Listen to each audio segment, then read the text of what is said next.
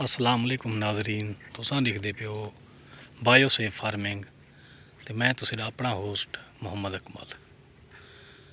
नाजरीन, ये अस दिक्खने वैरायटी है नवी J16639 जी असां JDW शुगर मिल ने दिती है। वैरायटी माशाअल्लाह अच्छी ज़बरदस्त है, लेकिन ये टाइम घोड़ा मक्खी का शदीद हमला है। इस साल शुगर केन की तमाम वैरायटियों ते और तमाम फसल के उत्ते घोड़ा मक्खी का शदीद अटैक है, जोड़ा कि कंट्रोल नहीं आया।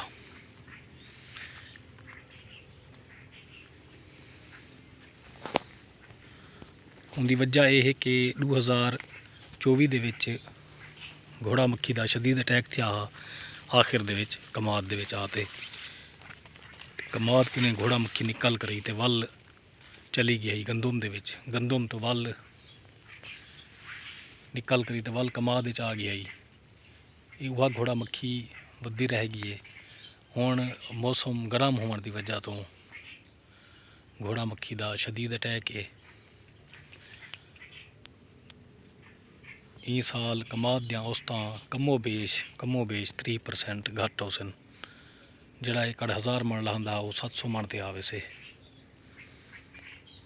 ते शुगर मिल वाले को सोचना चाहिए कि शुगर मिलां जल्द अज जल्द चला दित्तियां वंजन और रेट अच्छा बढ़ा दिता वंजे, ताकि किसान का खसारा पूरा थी सके। ये देखते पियो सन नाज़रीन, ये शुगर केन नवी वैरायटी है। इन दफ़ा जी असा JDW शुगर मिलने दी है J16639 माशाअल्लाह अच्छी वैरायटी है।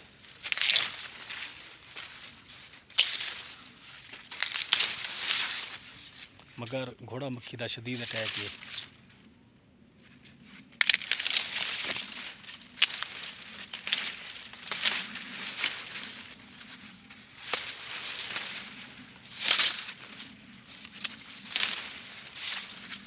नाजरीन देखते रहे विसो सारा चैनल बायोसेफ फार्मिंग, ताकि तुसा को नित नवी मालूमात हासिल थी सके।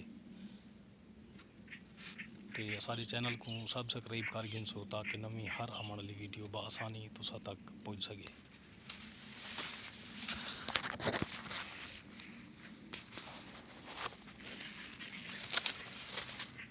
ये देखते पियो सी माशाअल्लाह गन्ना अच्छा है, बहुत सेहतमंद गन्ना है, सही बेहतरीन गन्ना है। हाइट भी अच्छी है माशाअल्लाह, कमो बेश 7-8 फुट की छड़ी है, 7-8 फुट की छड़ी है, कमो बेश बेहतरीन हाइट है। इंशाअल्लाह आने वाले वक्त ये वैरायटी झांगू नाट की जगह मल वैसे। लोग झांगू नाट को भूल वैसन, बहुत अच्छी ही वैरायटी है।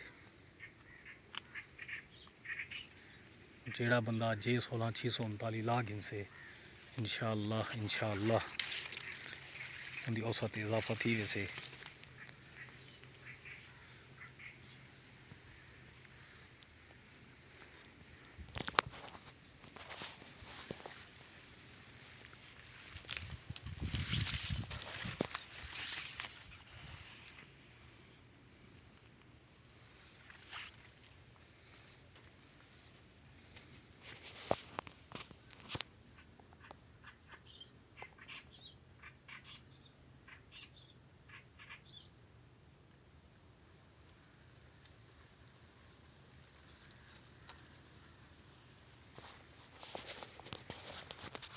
इहदे नाल ही अज का